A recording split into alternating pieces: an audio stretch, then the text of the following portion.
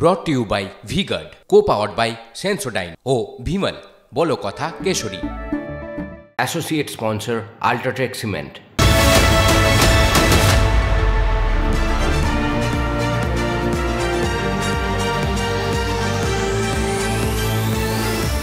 নমস্কার, good afternoon. শুরু করছি তিনটের নিউজ কর্নার। আমি অনির্বাণ, আমার সঙ্গে তন্নিষ্ঠা।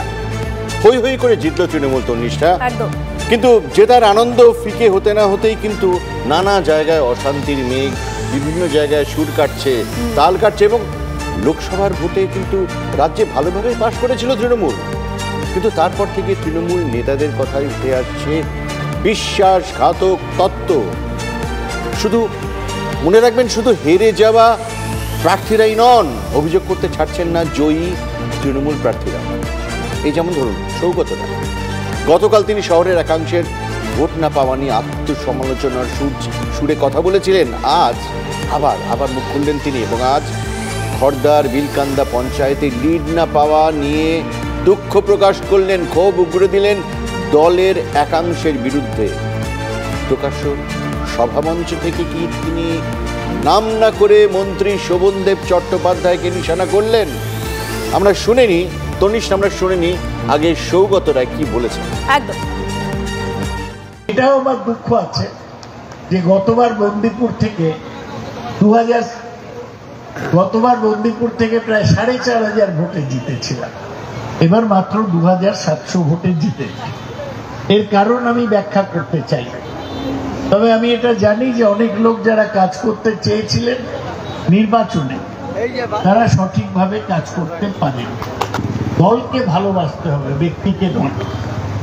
এবং কেউ যদি মনে করে যে আমি অমুককে করতে দেব না পার্টি, এই অধিকার কারুর নেই, একমাত্র মমতা ব্যানার্জি আছে। শুকুর আমায় বলেছিল যে সম্বর্ধনা দিচ্ছে ৫টায়, বলেছিল আমি ঠিক ৫টায় এসেছি। আরো লোকেদের আসার কথা ছিল, কিন্তু আমি বলছি যে আপনাদের যা কাজ সে কাজ করতে হবে, যে এলো না এলো এ ভাবলে চলবে। অনির্বাণ, এবারে আমরা দেখলাম যে লোকসভা ভোটে তৃণমূল অসাধারণ ফল করলো। দেখো, বিজেপি বারবার করে ৩০টা আসনের টার্গেট বেঁধে দিয়ে গেছিল, কিন্তু ফলাফলে দেখা গেল ২৯টা আসন পেয়ে গেল কে তৃণমূল। তারপরেও বিভিন্ন নেতাদের কণ্ঠে এই অন্তর্ঘাতের তত্ত্ব কেন উঠে আসছে বলুন তো? তাহলে কি চাপে রয়েছে তৃণমূল? শুধুমাত্র সৌগত রায়ই নয়, এর পাশাপাশি বিপ্লব মিত্র, দেবাংশু ভট্টাচার্য, তারাও একাধিক মন্তব্য করেছেন যে যথেষ্ট অস্বস্তিকর দলের কাছে। শোনাবো আপনাদের।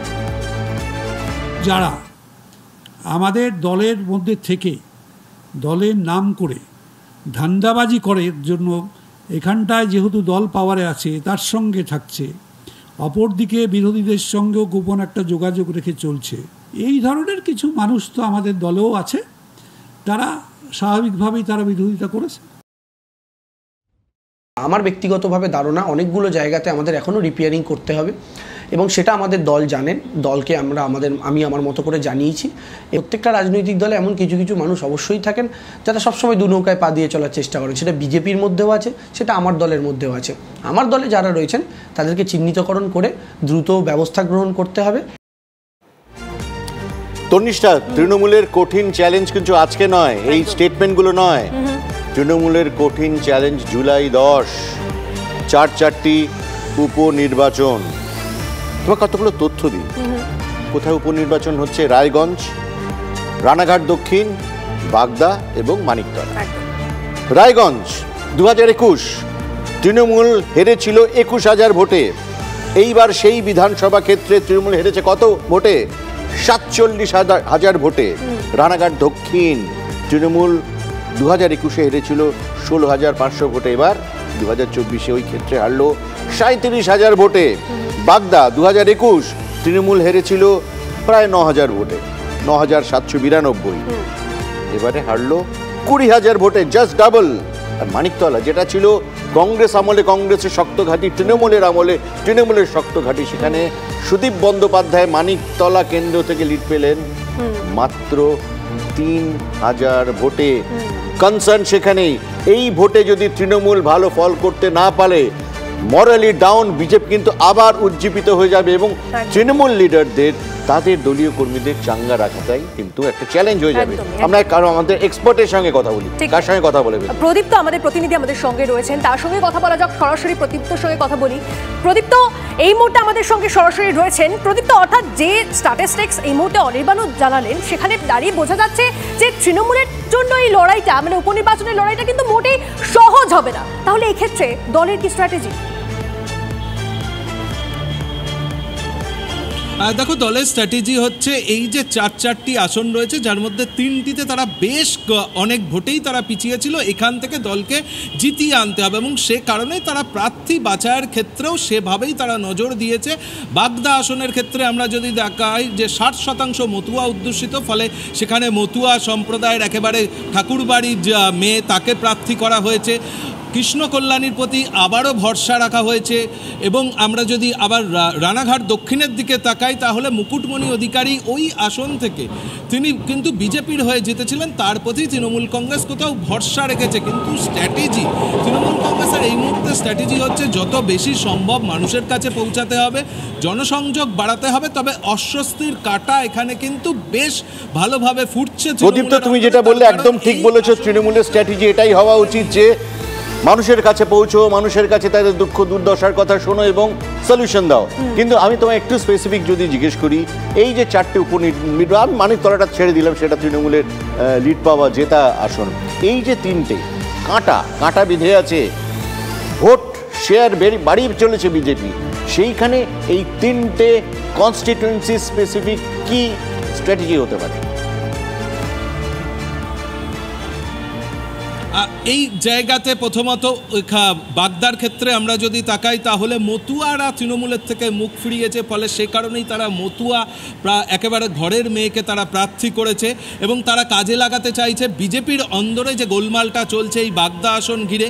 এবং উল্টো দিকে ঠিক রানাঘাট দক্ষিণেও বিজেপির অন্দরে প্রার্থী নিয়ে ক্ষোভ রয়েছে এবং রায়গঞ্জ আসনেও কিন্তু মানস কুমার ঘোষ বিজেপির প্রার্থী, তিনি দল বদলু। ফলে বিজেপির অন্দরের কাটাগুলোকে তারা কোথাও ব্যবহার যেমন করতে চাইছে, তেমনভাবে তৃণমূল কংগ্রেস এই মুহূর্তে মনে করছে যে শুধুমাত্র জনসংযোগ এবং মানুষের কাছে পৌঁছাতে হবে এবং কোথাও গিয়ে একটা ঐক্যবদ্ধ চেহারা তুলে ধরতে হবে। ঐক্যবদ্ধ চেহারা। ধন্যবাদ প্রদীপ্ত, তুমি অনেক কিছু ইনসাইট দিলে তৃণমূলের অন্দরের। আচ্ছা তনিষ্ঠা, আর কোথায় কি হচ্ছে দর্শক আমাদের জন্য কি তুমি খবর রেখেছো? একদম, আজকে আরো কিছু বাছাই করা খবর রয়েছে, আপনাদেরকে জানাবো একের পর এক গুরুত্বপূর্ণ খবরের ডিটেইলস আপডেট দেবো। এই মুহূর্তে 5টা ব্রেকিং নিউজ দিয়ে আপনাদের প্রথম যে খবরের দিকে নজর রাখতেই হচ্ছে, নিটের পর এবার নেট পরীক্ষা 24 ঘন্টার মধ্যে বাতিল। নিট কেলেঙ্কারির পর আবারও প্রশ্নের মুখে ইউজিসি, পরীক্ষা সংক্রান্ত একাধিক অভিযোগে বাতিল ইউজিসি নেট। ইতিমধ্যে শুরু হয়েছে সিবিআই তদন্ত, দ্রুতই নতুন পরীক্ষার দিন ঘোষণা করবে ইউজিসি। কিভাবে এই পরীক্ষার স্বচ্ছতা নিয়ে প্রশ্ন উঠলো তা খতিয়ে দেখছে কেন্দ্র। আরও একটা খবর দিয়ে আপনাদের সেকেন্ড ব্রেকিং নিউজ এই মুহূর্তের, নিট দুর্নীতিতে বিস্ফোরক স্বীকারোক্তি পরীক্ষা মাফিয়া অমিত আনন্দের। পুলিশের দাবি, জেরায় মাফিয়া অমিত কাবুল করেছে পরীক্ষার একদিন আগেই ফাঁস হয়েছিল প্রশ্ন। পরীক্ষার্থী পিছু নেওয়া হয় 30 থেকে 32 লক্ষ টাকা। অমিত আনন্দের ফ্ল্যাট থেকে নিটের প্রশ্ন ও উত্তরপত্র পোড়া অবস্থায় উদ্ধার করেছে পুলিশ।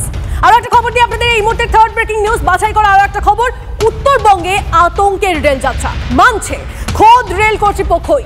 কাটিহার ডিভিশনের ডিআরএম মেনেছেন ওই লাইনে সিগন্যাল ফেলিওর লেগেই থাকে। কাঞ্চনজঙ্ঘা এক্সপ্রেস দুর্ঘটনার পর ডিআরএম এর এই মন্তব্যে যাত্রীদের মনে আতঙ্ক। আরো একটা খবর দিয়ে আপনাদের ফোর্থ ব্রেকিং নিউজ এই মুহূর্তে, দুর্ভোগের তাহলে কি অন্য নাম হয়ে গেছে ভারতীয় রেল? ট্রেন যাত্রা মানেই কি চূড়ান্ত ভোগান্তি? ট্রেন যাত্রীদের অভিযোগ, রেলের পরিষেবা একেবারে তলানিতে। কান্ডারি এক্সপ্রেস গতরাতে 4.5 ঘন্টা পরে ঢুকলো সাঁতরাগাছিতে।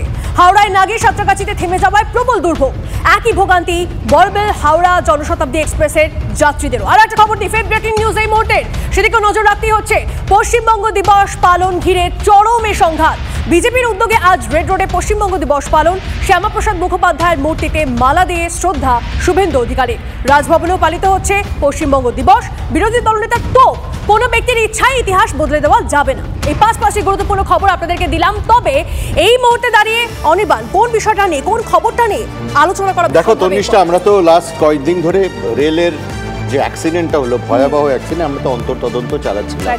আমাদের প্রসেনজিৎ এবং কলকাতার সায়ন্তন এটা প্যারালালি চালিয়েছে এবং উত্তরবঙ্গে কিন্তু রোজ নতুন নতুন এমন এমন তথ্য আসছে তনিষ্ঠার রীতিমতো আতঙ্কের।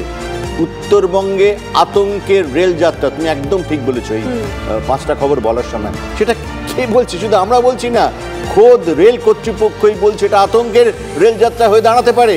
কাটিহার ডিভিশনের ডিআরএম মানে ডিভিশনের রেলওয়ে ম্যানেজার, তিনি বলছেন ওই লাইনে সিগন্যাল ফেলিওর লেগেই থাকে।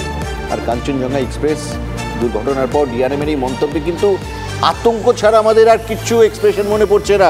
কারণ একটা স্টেজ তিনি বলছেন সেখানে পেরেনিয়ালি লাইন সিগন্যালিং সিস্টেম খারাপ থাকে, তো স্বাভাবিকভাবে আতঙ্ক তো হবেই। আমরা বরং ডিআরএম এর বক্তব্যটা আপনাদেরকে একবার শুনি। खराब होता रहता है, इसीलिए जो इंस्ट्रक्शन वगैरह, जो टिकट वगैरह, जो पेपर, जो इंस्ट्रक्शन क्लियरेंस दिए जाते हैं, उसी के लिए रूल रेगुलेशन के तहत ही काम हो रहा था ये वाला। सिस्टम फेलियर के कारण ही जो है एक्सीडेंट हुआ है अभी, जैसे बोल रहे हैं। सिस्टम फेलियर, फिर वो कंक्लूजन वाला ही बात हो गया कि सिस्टम फेल हो गया इसीलिए एक्सीडेंट हो गया। सिस्टम तो हमेशा कोई पहली बार फेल तो हुआ नहीं है, उसके पहले भी इस तरह का जो है कभी कभी फेल होता रहता है। उसके उस परिस्थिति में क्या करना है वो भी लिखा हुआ है, वो काम हुआ नहीं हुआ उसी बिंदु पे तो जांच हो रहा है। सर सिग्नल अभी ओके हो गया, जाना पानी से चौटा? हाँ अभी हो गया, ऑटोमेटिक सिग्नल हो गया, waiting signalling has been restored. মানে অনির্বাণ, ডিআরএম তিনি বলছেন যে সিগন্যাল ফেলিওর লেগেই থাকে। এই নিয়ে কথা বলি, প্রসেনজিৎ চৌধুরী আমাদের সঙ্গে রয়েছেন, আমাদের সরাসরি প্রতিনিধি, তার সঙ্গে কথা বলবো। প্রসেনজিৎ, এই কথা ডিআরএম খোদ বলছে, তাহলে যদি সিগন্যাল ফেলিওর লেগেই থাকে, সেটা যখন তার জানাও রয়েছে, অজানা কিছু নয়, তখন এই নিয়ে ব্যবস্থা কেন নেওয়া হয়নি এতদিন? এই প্রশ্নটাই তো যাত্রীরা তুলছেন। যাত্রী সুরক্ষাই এই মুহূর্তে যাত্রীদের কাছে সবচেয়ে বড় বিষয়। বুলেট ট্রেনের স্বপ্ন আমরা দেখছি ঠিকই, কিন্তু আমজনতা প্রতিদিন যে ট্রেনে সওয়ার হয়ে ঘুরছেন তারা কতটা নিরাপদ? এই যে এনএফএর লম্বা লাইনে প্রতিদিন আমরা উত্তর থেকে দক্ষিণে হাজার হাজার মানুষ নানা কাজে এবং ঘুরতে যাতায়াত করছি, সেই যাত্রা কতটা নিরাপদ? কবচ ব্যবস্থা এখানে নেই, সিগন্যালিং ব্যবস্থা আছে কিন্তু যন্ত্র মাঝে মাঝে কাজ করে না, ফেল করছে। তাহলে তার বিকল্প হিসাবে যে পেপার সিগন্যাল, সেই সিগন্যালিংয়ের ক্ষেত্রেও তা যে ফুল প্রুফ নয়, তার নিদর্শন কাঞ্চনজঙ্ঘার এই অ্যাক্সিডেন্ট। আমরা গত 2-3 দিন আগে দেখালাম মানুষকে, যে প্রায় 11 জন মানুষের আলটিমেটলি প্রাণ গেল।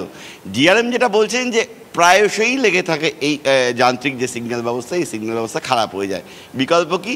বিকল্প ওই পেপার সিগন্যাল। যে পেপার সিগন্যাল দিয়ে ট্রেন চালানো 100% সেফ কিনা তা নিয়ে প্রশ্ন আছে, কারণ গত কয়েকদিনই আমরা দেখেছি নানা গাফিলতি সামনে। প্রসেনজিৎ, তুমি তো গত কয়েকদিন ধরে অনুসন্ধান, ইনভেস্টিগেটিভ রিপোর্টিং করছো। আমি যেটা তনিষ্ঠাকে একটু আগে বলছিলাম যে এই স্ট্রেচে এরম যদি একটা পেরেনিয়াল প্রবলেম থেকে থাকে, তাহলে এতদিন রোজ দুর্ঘটনা ঘটছে না, এটাই কি একটা মিরাকেল? একদম। এবং আমি একটু বলি, দেখো আমাদের রাজ্যে যে রেল দুর্ঘটনাগুলো হয়েছে তার মধ্যে একটা বড় অংশ কিন্তু সংখ্যার বিচার যদি করি উত্তরবঙ্গে হয়েছে। কখনো আমরা সম্প্রতি দেখলাম কাঞ্চনজঙ্ঘা, কিছুদিন আগে ময়নাগুড়ি, বারংবার কিন্তু এই এলাকাগুলোতে দুর্ঘটনা ঘটছে। গাইশালও আমরা সেই উত্তরবঙ্গে দেখেছি অন্যতম বড় দুর্ঘটনা। বারংবার এই এলাকাগুলোতে দুর্ঘটনা ঘটছে, অথচ এখানে কবচ সিস্টেম নেই। এখানে বারংবার প্রতিনিয়ত যাত্রীরা জানতেও পারছেন না সিগন্যাল ব্যবস্থা ফেল করছে, পেপার সিগন্যাল নিয়ে ট্রেন চলছে, কিন্তু সেই ব্যবস্থায় যে নিরাপদ নয় তার নিদর্শন তো কাঞ্চনজঙ্ঘার দুর্ঘটনা। ফলে ডিআরএমের এই বক্তব্য নিঃসন্দেহে যাত্রীদের মধ্যে উদ্বেগ বাড়াচ্ছে।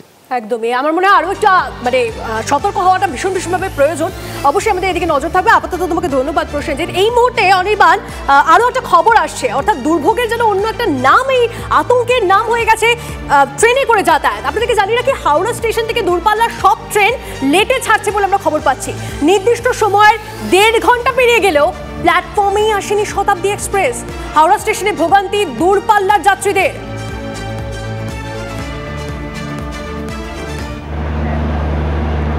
पता नहीं अभी तक तो क्या मालूम नहीं। लेट हो रहा है, दिक्कत होगा, सबको दिक्कत है ना, लेट हो रहा है तो अभी तो ये है ना गर्मी का टाइम है। বাট বোর্ডে দেখাচ্ছে কি লেট মানে হবে, এত তো দেখাচ্ছিল, আর কিছু দেখায়নি। মানে অন্যান্য দিনের তুলনায় লেট করছে। হ্যাঁ লেট করছে। সমস্যা হবে? হ্যাঁ সমস্যা হবে, দেরি হচ্ছে। আর লেট হলে তো লেট পৌঁছবো আর কি। কতক্ষণ দাঁড়াবে? 1 ঘন্টা 40 মিনিট দেরি আছে, এখন অবধি বলেনি। আর একাধিক ট্রেন লেট করছে, তাহলে কি সমস্যা হবে?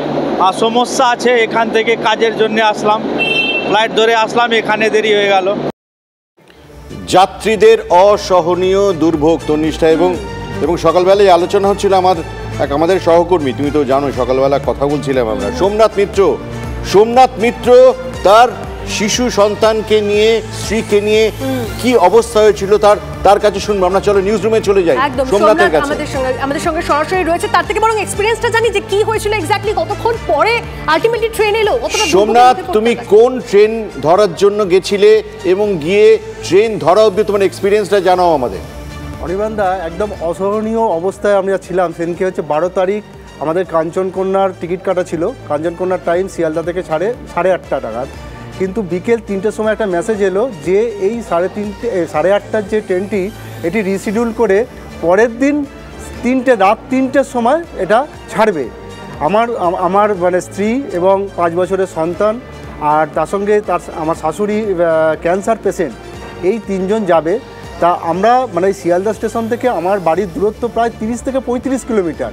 মানে বিকেল 3টের সময় ভাবছি যে কিভাবে ওই রাত 3টের সময় শিয়ালদা স্টেশনে পৌঁছবো, কিন্তু অগত্যা আমাকে যেতে হয়েছে যে কোনো ভাবে। সোমনাথ, তুমি আমাদের বলো, রেলের তরফ থেকে কি তোমাদের রেগুলার ইনফরমেশন দেওয়া হয়েছিল? জল, খাবার, কিছু পরিষেবা দেওয়া হয়েছিল? একদম কোনো ইনফরমেশন তো প্রথম থেকে দেওয়া হয়নি। আমরাই প্রথম রেলের কাস্টমার কেয়ার যে থাকে ফ্রি টোল, সেখানে ফোন করে জানি বিষয়টা যে ঠিক কিনা, কারণ আমরা অবাক হয়ে গেছিলাম। 3:30 রাত 3:30 কীভাবে হতে পারে, এটা কি ঠিক, মানে মেসেজটা কি ঠিক এসেছিল?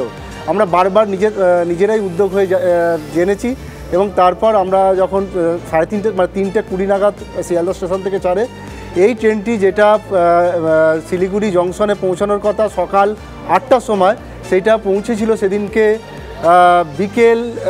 বিকেল কেন বলবো, সন্ধ্যের সময় 6টার সময়, সন্ধ্যে 6টায়।